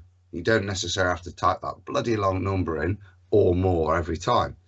It depends what you want to do as to how many decimal points you go to. What point do you want to prove? Yeah, exactly. So let's not but you can get belabor the point any further and move on to the next thing. Walt, what did you have? Haven't heard from you for a while. Did Rob show up? And Walt? Did people join back up? What in the world's going on? Is that Jared? I see. Sorry, I'm being facetious. Really disappointed, guys. There's nothing wrong with disappointment. I am gutted. Yes, gutted. That would have been fun. It would have been fun, but suddenly. Maybe another day. What I'm looking forward to now is the New Year talk, guys. I've got something I really want to discuss. Come on then, bring it on, because no one else. Well, no, I'm not. I want to do a presentation like that. I want Paul on the plane, and I want to follow on from the accelerometer work. like I said, I've had confirmation now that my dispensers fell out with her husband because he's just told us to shut up. It's nonsense. Do you know what I mean? In terms of my theory, that he can't explain what I'm talking about or oppose it. So I'm quite happy to go to her and get some feedback. So hopefully, I'd say early in the new year, I'd love to get Paul on the plane and do that. That's what I'm looking forward to. Maybe Jaron will join us afterwards, after he's opened his present. I hope so. That would be nice. But hopefully he's okay, guys. You know what I mean? Don't take a personal snub. I have family coming in and out. They're coming in and out. They're talking to me, so it's going to be hard for me to stay on without actually having. I'm going to be interrupting you guys. I'm about to have to take off. I thank you so much for all this work, Adam. My God, your brain is intimidating, sir. Thank you. Love you guys, and I'm about to get out of here. Y'all can keep it going, but I definitely have to pop out. Everybody have a great Christmas. Everybody listen, have a great Christmas, and we will see you all for sure Tuesday morning on the Ironworks. I love you guys. Thank you so much. Well. Try to get some rest. Sleep well. Yeah, thanks for this morning. Thanks for this evening. Thank you, sir. Thank you, guys. Love you all. Rob, James, Adam, Josh, John. Love you guys. And everybody listening, take care and have a good year. All right, Take it easy, Walt. All right. See y'all soon. Have a good Christmas. You too, brother. See you, pal. Yep, I'm going to knock out of here as well. That's, what have we done? 2.5 hours. Whew. Unless you've got something else to raise. Or a guest to bring on. Every time, in fact, I say I'm about to leave, then you pull something out of the bag, like Good Times for All pops on, or some, you know. So I'm just going to say now that I'm about to leave. It's Jaron! I'll leave it there. Jaron told me just to wait till you piss off before I brought him in, so he's just been waiting patiently for you to go to bed. Excellent. Right, well, I'm pissing off now, so welcome, Jaron and Mr. Nothing. Crickets. I even have crickets loaded up, and I missed my opportunity. That's all right. Rob, are you still with us? It's a Christmas show. I'm here till the end. Well, if that's where we are, maybe open it up, and does anybody want to come and say Happy Christmas then? Go on, whack the link up on Twitter, or better still on Gab. Well, I will say I'm not going to be able to hang out much longer myself to facilitate this interaction. Are you done, Josh? Well, 3 a.m. does come pretty early. What time's it over there? Well, it's now going on 7 p.m. So. No, you're spent, man. I don't know how you do this every week, to be perfectly honest. Big respect. I'm catching the rhythm. I'm digging it. Just getting into the groove. Respect, mate, as well. All right. So I'm allergic to moon. Shall we wrap it up then? Call it a Christmas. I think we should. Adam. Yes, I'd say wrap it up, but I get the feeling you're up for a bit more of a chat, so I might call you afterwards. Yeah, give us about. I've got no football in the morning, first week, and I was good, but it's first day I've not felt like death, so it's I'm full of energy. I was all up. You're. Where's Jaron, man? We could have rambled for hours on this stuff. Yeah. What was it we were going to ask Jaron? Because I was going to ask him about the Vatican Library, about the space scam spending counter that he's got up there, which is currently do you want my list? Go on then. Yeah, my obviously I wanted to give him his present at Curve Maths.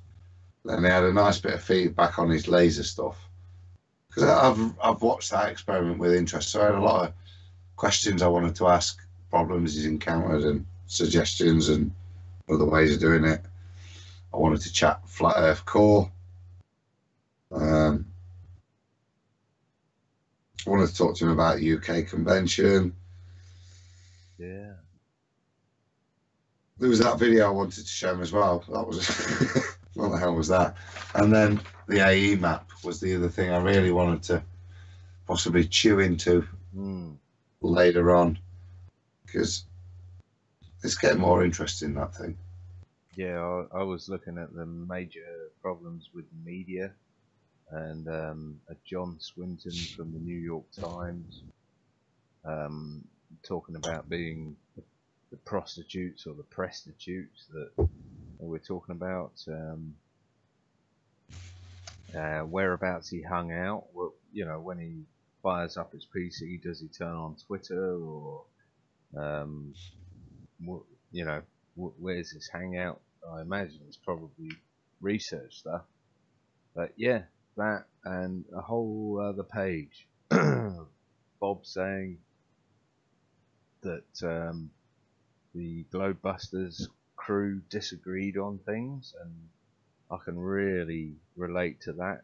You know, we're 6 separate, very, very individual people, and we disagree on things. And I wanted to sort of explore how he dealt with that, and you know, because Bob is quite into exploring the believer side of things, where I get the impression Jaren is more along the sort of zetetic, you know, I have to know these sort of things, which I can associate with, but other people on this panel alone, you know, can veer off on the other side, and yeah, there's so much we could have been talking about.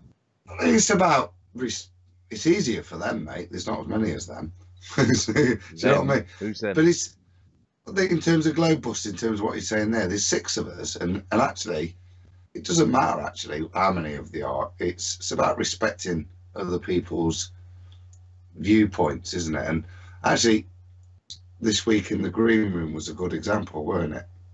There's ways of behaving, even if you disagree with other people's philosophies. You don't have to necessarily try and convert those people to your beliefs. You know, there's ways of discussing things where we all get on. You don't necessarily have to challenge everybody to the minutiae. I'm not here to challenge everybody else's way of thinking to think like me. I think that diminishes the learning we'll get. I'm here to learn facts that people gain from their particular way of thinking, is the way I see it. So the more divergent of you, I think actually the better, if we can treat that opinion with the respect it deserves, because it's another human being's opinion. Yeah, no, I totally agree. I think you know, as much as I fight back scoffing at people's world views or opinions or whatever, a lot of the time, you know, you've got to take a step back and say, well, you don't know any better. You know, you need to not necessarily scoff at other people's opinions, even if they venture into the realms of belief or theory or speculation. It's you know, at the end of the day, none of us know. None of us have a clue what's going on. We know, you know, a tiny little band between the North Pole and you know, the what beyond the Tropic of Capricorn. That's where most of us have been. Beyond that, we have no idea. None of us, most of us, haven't been to the North Pole or the South. So who knows? Josh, you're a man of varied knowledge, right? Out of all of the different stuff that's out there, do you think there's anybody out there that's got it right, or do you think in 10 years' time every opinion will be nonsense compared to where the current thinking is? I don't, do you think there'll be? Is there anything? I don't think anyone's got it right, but I do sort of tend towards Occam's razor, which is what Josh went into earlier. You know, the least amount of assumptions is the most probable solution. Yeah, that's where I stand at the moment. I just try not to speculate on anything. I mean, we were talking with Richard, weren't we, this week? Richard Carberg, and Richard's viewpoint on a lot of things is different to mine and yours, John. Do you know what I mean, in terms of religious philosophy? But his comprehension of text and interpretation, I think, is brilliant. And some of the stuff he was talking in terms of descriptions in Enoch that have just kind of opened up ways of thinking from prisms and atmospherics, and there's been a lot of atmospherics talk this week. But the ways of thinking that just what he added, because I haven't chatted to Richard for ages, have we? You know what I mean? And he's been a busy boy. But just what he added this week, just completely not changed, but adds a way of layering stuff and perceiving stuff that actually, as I said before, you shouldn't necessarily ignore. I don't want to get into too much detail about Enoch and stuff and some of the descriptions, but he's a guy that's spent a hell of a lot of time comprehending it, hasn't he? And some of the stuff he's come out with in terms of its interpretation, I think, is quite interesting to apply scientifically. Yeah, I think these all these books and scriptures and everything need to be read. It's only from the reading of them that you can gather the knowledge as to what to believe and what not to, or not even what to believe or what not to believe. It's what you can test, what you can prove. You know, more importantly, maybe is the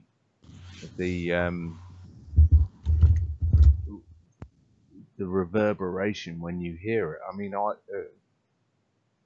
for one, when I first heard Flat Earth, and it was an Eric DeBay, love him or hate him, interview with the Higher Side Chats with Greg Tarwood, but it didn't take more than 10 minutes to realise that this was the final puzzle piece that just linked the entire thing together. So, you know, whoever you get it from, it's yeah, I don't know. That's just made me be able to read my own handwriting, if I'm being honest, John. I couldn't read the last. I was going to ask Jared what does he think? What good can come? You know, I was talking earlier about good press, bad press, and the likes. So, and you said there with Dubé. Well, if this Dubé versus NDT death match kind of kicks off, yeah, what good for Flat Earth can come out of that? And that's the question I wanted to ask him. And what do you reckon? I what would do you reckon, say Josh? that would. Oh, go for it, Josh. I don't see it happening to begin with. First of all, I don't think Neil is going to validate the Flat Earth or Eric Dubé enough to acknowledge his existence or its existence. Should it go down? I mean, it's just going to be media spin. How is anybody really going to do it? They're going to maybe stream it online, maybe. Probably not. Chances are they'll probably just do it in a big auditorium and sell tickets. So whoever gets to see it live gets to see it live. Otherwise, you're going to catch snippets and clips from the local news, or at least the vast majority. That's what they're going to see, and they'll spin it however they want. Look what they did over at the Flat Earth International Conference. I mean, they were definitely pretty selective in their editing styles. Pretty heavy with it and pretty biased, I would say, in their reporting of the coverage of the international conference. Oh yeah, yeah, they were. And I think they'll just do the same thing with whatever the outcome of a debate between NDT and Eric Dubé would be. I mean, let's say for argument's sake that Eric makes him look like a fool and turns him away at every chance he gets and triumphs, and that's it. Would they report that? Hell no. So it doesn't matter really. But the other way, if NDT does the exact opposite and wipes the floor with Eric and makes him look like an idiot, then you can be guaranteed that's what they'll repeat. That's what they'll show. Bottom line is, the status quo remains, the party line stays, and the same old lie gets perpetrated and perpetuated. Yeah, I suspect you're probably right in questioning whether it's actually going to take place at all. But I'll tell you what, if he does turn up and wipes the floor with Neil deGrasse, then it's up to us to get that news out there. Screw the mainstream, because that's going to be skewed either way. It always has been. It's up to us to pummel that left, right, and centre. But yeah, I have a hard time. I have a hard time thinking that Neil deGrasse is going to turn up talking to someone like Eric Dubay, because he will get his ass beat, undeniably. I think it'll be a lot just like the whole argument is now between flat or round. I think it's going to be a big part of the perception. I don't think it would be a decided victory on either side. Chances are people from both camps would look at it and see that their particular horse won the day.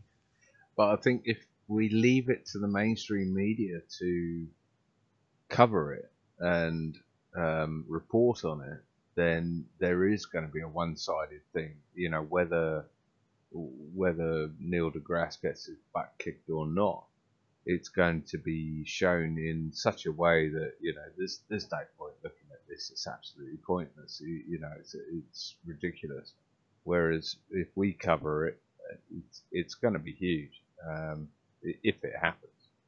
I highly doubt it will.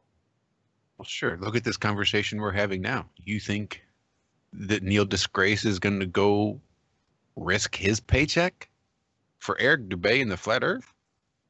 What if he does lose? What if he wins technically, but gives off such a shitty job that, you know, Eric still wins the People's Choice Award? Well, this will be. I would gets ask interesting. the question, John. There, what's Neil's purpose? Well, I would just say that these people haven't shied away from Flat Earth. We've had Neil deGrasse Tyson talking about Flat Earth, Bill Nye talking about Flat Earth, Joe Rogan talking about Flat Earth, Alex Jones talking about Flat Earth. You know, I don't know if they're going to shy away from Flat Earth or try and ridicule it.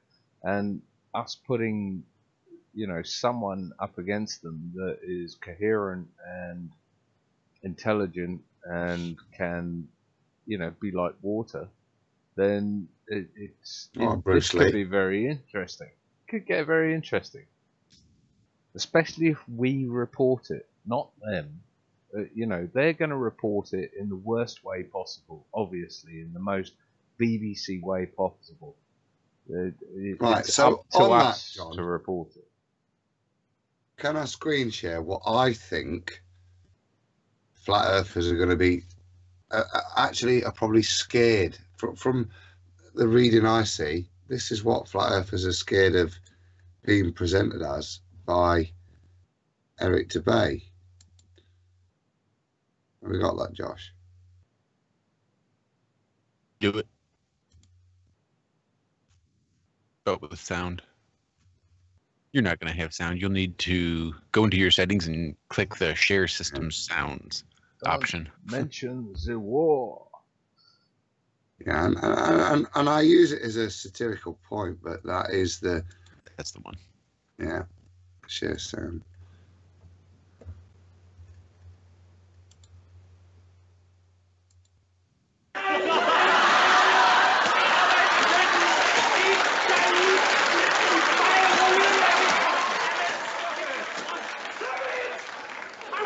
Cheer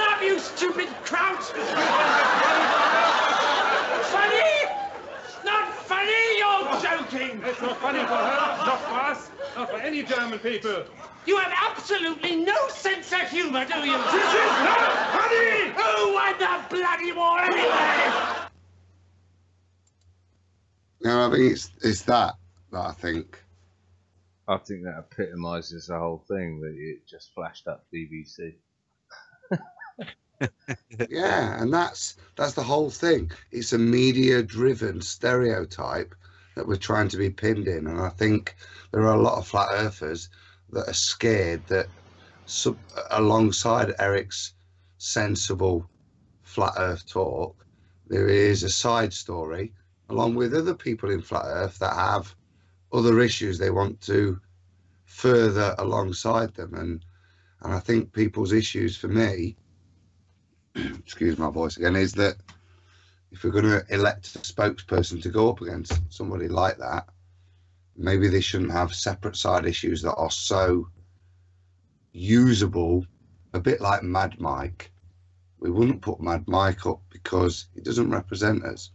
And I think, unfortunately for Eric, as good as a lot of his stuff is, at the current time, him as a spokesperson with his other beliefs, true, false, whatever, I don't care, they divert from the subject at hand to a point that allows people's cognitive dissonance to only hear whatever they currently believe. What I think it comes down to, and this is going to be controversial and sticky for a lot of people, but I think it comes down to those who woke up to flat Earth 3 years ago and those who woke up 10 years ago and did all this background research in the meantime. What Eric is saying is not technically wrong. I mean, if he's saying that Hitler was a superstar, then he is technically wrong, and he's completely wrong. Yeah. But if you don't know what, the background story on the Holocaust, on Hitler, on the British influence in the wars, on the backstory of what is going on behind what we've been told on a mainstream media front, then you are seriously misinformed. And as far as I can see, Eric is doing nothing wrong other than throwing a bit of his own opinion in there. But on the whole, whatever I think he for is, me, John, he allows Hitler's message to his people that allowed him to garner the support to try to redefine history that way. We're all aware that whatever politician, Hitler or whatever they speak's a pile of and in the middle we have to try and find the truth, is what I would say. And as you say, to hero worship and what, which is the concern for me. He was still a political leader, whether he had convinced his people of some just cause or not is kind of irrelevant to what went off still. It wasn't humane treatment of people, irrespective of the numbers. Well, I'm not going to speak for Eric insofar as whether he is hero worshipping Hitler or not. I for one am not. Like you say, they're all politicians, they're all actors, they're all bullshit. But to flush the baby down with the bathwater in this case, just because you haven't done the necessary research into what a farce of Hitler, the Second World War, the First World War, the Rockefellers, the Rothschilds. I mean, if you don't understand all of that in the background, then you're never going to understand what. Yeah, but the point there is, John, that there are people that are going to be interested in the flat Earth that are going to be introduced to that line of thinking with the Holocaust is fake, full stop. It's just made up. It's like 9/11, and it's that lack of background understanding in that statement of what that actually means. And we all hold different opinions on that, I would suggest. Do you know what I mean? Again, because it's false history. It's we know it's wrong what we're being told. We can see the photos on the gates at Auschwitz as the numbers change, you know, over time. We know that. No one knows the truth again. We all hold our own opinion on that, don't we? Well, there's an interesting Based point on what- to bring in at that juncture is that how many things on those on that level are you banned illegally to talk about? I mean, you will be locked up in several countries in Europe for talking about the Holocaust. Luckily, not in the UK at the moment, but that's more important, isn't it? The truth can defend itself. So whatever we know, and that's not to decry anything, we know that in reality, if we have to write laws to protect people discussing certain subjects or to protect a certain narrative, whatever the truth is, there's a real issue there in terms of what the truth is. And actually, there's a bigger issue with society and the control mechanisms within society, that it writes laws to define how history can be discussed. That's a much bigger concern. Yeah. And people try to conflate those two arguments, the reality of the Holocaust with the democratic and the societal implications of laws like that. I mean, I find it quite incredible that, you know, we've all heard of the Holocaust and 6 million that died in it, but none of us, or very few of us, have heard of the 9 million Holocaust in Ukraine.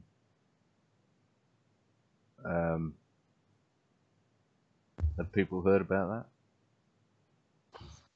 I'm back, by the way, John and Adam. Yeah, mate. Evening. Yeah. Hi, Rob.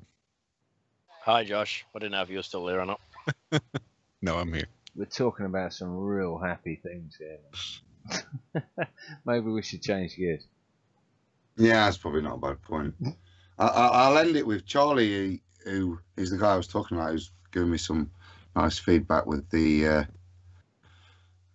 trigonometry. Again, thanks. He's saying the problem is that Flat Earth has the problem that it's tied into so many of the conspiracies that it has a trouble of being credible. It needs to be tied into a lot of conspiracy moon landing. It doesn't, mate. And for me, I leave it. It's not a conspiracy. It's a scientific investigation, and it's doable by all of us. And as we see in this past week, mate, as the ball Earth paradigm melts, people are coming out and pulling all sorts of stuff out, as I've alluded to this week with Anthony Riley and the refraction maths that's starting to come out, and it's very interesting to watch, and it'll be interesting to watch next week as it evolves a little bit further. I think there's a good challenge on there as to where this is going.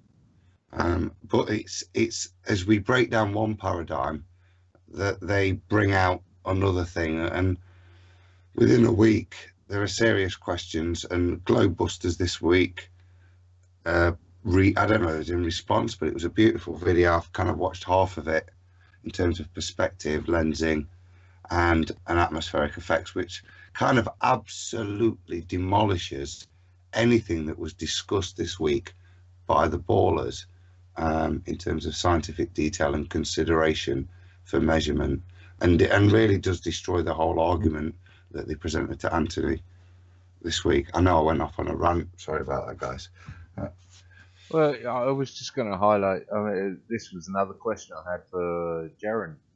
Was the difference between believing, going from a heliocentric belief to a flat Earth belief, minus the knowing, and the difference between people who have tested this, like a lot of the panel members and Paul on the plane and Bob and Jaren and all the others. The difference between and then you've got the difference being Flat Earth arsehole, who's, as far as I can see, has not tested any of this and has been quickly changed onto a different path because he has no knowing. I remember the first time I watched him, and that was when he was shooting pellets into soil.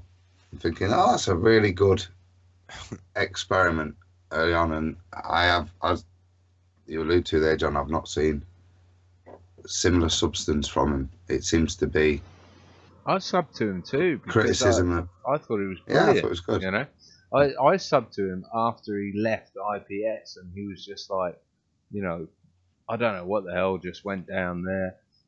You know, I'm not part of this group. I'm not part of that group. I'm not affiliated to anyone. And it was just like, okay, there you go. You've got someone, you know, who's relatively impartial and not swayed by, you know, any sort of things. But something changed. Something changed in Jake about 3 or 6 months ago. I don't know, but. Talking about those kind of stars and that, didn't we get contacted by Matt Powell's girlfriend, wife? I'm not sure of the relationship. A few weeks ago in the chat about him wanting to come on. A weirdo, Josh, since then. No, not since. And it's not terribly out of the realm of possibility that she'll be tuning in sometime soon. They're 2 hours behind me, so that puts them at about 5:30. They might just be wrapping up their day, trying to figure out what they're going to do for a live stream tonight. And she's probably going to be poking around YouTube to see what's happening out there. We've been contacted. We've been contacted before. This is why the fact that Jaren doesn't show doesn't affect me a whole lot, because we've been invited on places and I just have such a little follow through that we don't end up going there or they don't end up coming here. That's just sort of the way it is. So the fact that Jaren didn't show up doesn't really mean a whole lot to me, because that sounds exactly like something I'm liable to do. So no harm, no foul. Yeah. Would you show up without saying anything at all, but Josh? Well, you would mention it to somebody. You would mention to the people who you weren't showing up on. If I had that's why I say respect. Maybe something's happened, and I wouldn't want to say anything, because honest is one thing, but I tell you what, sod Flat Earth, sod Hangouts if something's happened to my family. So I hope he's okay, and I hope his family's okay. And look, there's lots of people in my life that just drift away because they don't like me. I get it. Maybe he doesn't like our show. Maybe he doesn't like what we do. Maybe he doesn't. I don't know. There's all sorts of different reasons. Well, say you're not coming on here then, Josh. Don't you say no, I'm not interested. Don't say you are, then don't turn up. Yeah, I mean, if you know you don't want to do it, then you would definitely say no. Again, we asked him to come on. He told you yes. I wanted to go reconfirm just to make sure that he understood times, dates, and that, you know, this is the same group of guys that, you know, he's sort of been bouncing in and out of for the last couple of years. And he reconfirmed, said, yeah, he's in. But that was last week, and nobody's heard from him since. He's not responded to you or to me. So I don't know if anybody, of course, my circle is small, but I don't know of anybody that's contacted him. So I don't know what's going on. So I'm not out looking to point a finger or place blame for the simple fact that I don't know what's going on. Maybe he's fine. Maybe something happened to his friends, his car. I think they were in the middle of a move. I'm pretty sure they're moving. So, I mean, who knows what's going on? Maybe he forgot. Maybe he got tied up. I don't know. There's lots of different things that... Anyway, knitting circle, right? We were waiting for you to come back, Rob. So I could talk about observer height. Yeah. And you know, the last time we did the first time we did the presentation. Let me screen share again, and I'll take it back to it. So we got the.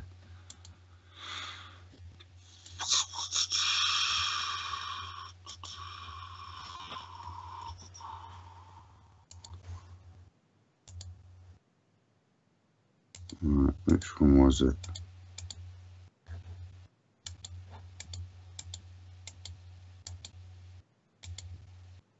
Okay, so if we look at that one, we were talking about observer height, weren't we? And it was you that said, well, you just tack on that whatever height you are, didn't you? In terms of well, yeah, yeah. I can't remember what I said. Well, if the person stood here, and this is the point I always. This point isn't defined arbitrarily. It's not just back here like some people want it, or just here or here. It's 100% straight up, because it's, if you live on a ball, then gravity exists, and this is defined by gravity. So wherever you are, the observer is zero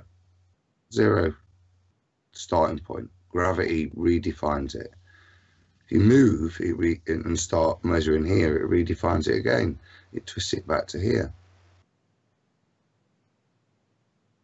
So when we're looking at something and we're on a ball, everything is below us when we're the observer.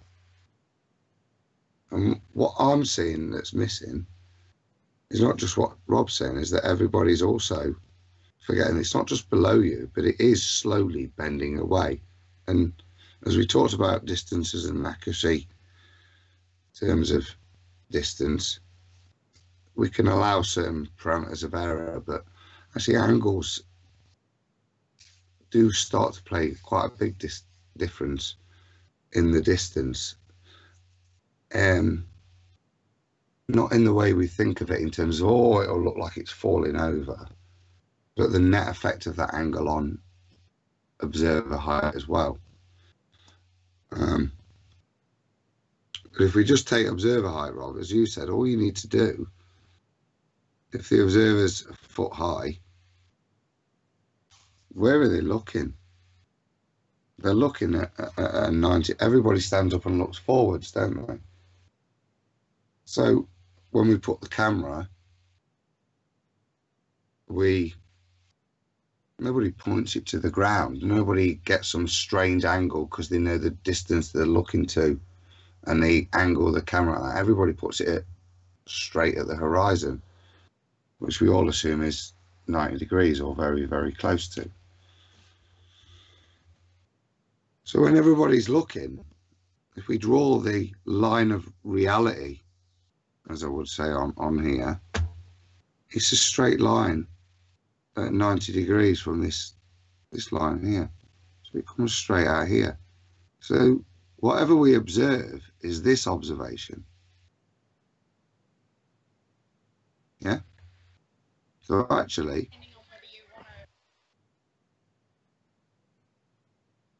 what we start to realize is that everything we're seeing is falling away from us and also angling away from us. Now that can, in other calculations, be mitigated by refraction, etc. But I don't think in many of the calculations we see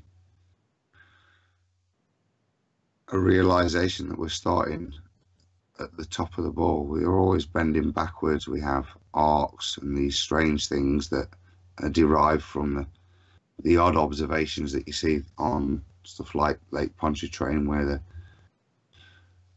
the horizon line of the water is higher than parts of the bridge. If you actually look at it, it doesn't make any, you know what I mean? These are perspective issues, but if we actually define it mathematically, we look across here, and actually when we measure it, we're not measuring an object that's straight up like that. If it's a 4 kilometer high mountain, we're not measuring it like that anymore. We actually have to start subtracting height as well from the curvature. So we would see even less because that height is no longer up like that. It's been bent like that. And look, we've lost some height. But you usually don't see things that are that far away either. Well, when we see the mountain shots, these are the points I'm relating to. We can define all sorts of distances and the implications of it. And if we start to apply the observational mathematics to that, then actually what we've seen from the ballers is excuse after excuse of adding excuses to excuse the curve why we can see something here and there. But actually what we don't see is this. I don't see this in the calculations, that actually if this straight line was bent upwards and our observation, yeah, it's a lot higher than where it's actually positioned observationally. But they're trying to say it's up because they're not taken into the. Does that make sense? Yeah. But more importantly, I've got that mountain, or the island that's 110 kilometers away from me, 65 miles, which is 1 degree. But you can't tell that. 1 degree, you can't tell that with your naked eye. And anything that's further away than that, you wouldn't be able to see it. If it was. No, that's the point I'm making, Rob. I'm not asking you to be able to define it. That's the point that they initially laugh at you. Oh, as if you could see that. Of course you can't. But to then pretend that that doesn't have an effect on the observable height is an error in their calculations. It's another factor. When I talk about your mathematics representing reality, it's another factor that's not in their equation. You've seen the little additions they keep giving to make it straighter and straighter to excuse it. You don't see them adding other ones that bend it back the other way. That would mean its starting point on a ball is actually lower because of the angle it's tilted away. It's just a straight line with distance and the curve, as if it was going up. Yep, that's right. So it's a mathematical criticism of some of the forms I'm seeing. On that note, gentlemen, I'm going to do one. Yeah, I think I'm about bushed. It's been a pleasure. It's been a disappointment. It's been everything in between. But yeah, I hope everyone has a fantastic week, spending time with their family, cutting off the social media and the internet and everything else in between. And I'll leave it to it. Cheers, guys. Happy holidays, John. Enjoy the rest of your evenings as well. See you, John. God bless. I'm gonna say the same, guys. I will catch you before Christmas, maybe tomorrow, stuff to tell you how much I really love you, not just on air. But it's been a good night, interesting, and to everybody out there, happy Christmas, and make of it what you want. I'm gonna have a fantastic time with my family, and I hope you all have the same. So God bless. To see you after Christmas. Well, thanks so much for presenting your work once again to us, Adam. It Pleasure, is mate. Interesting, nonetheless. I'm going on that bombshell. God bless. Good night. Awesome. All right. Yep. All right. See you all later. All right, Rob. I love you. I'll talk to you later. All right. See you all later. Bye. All right.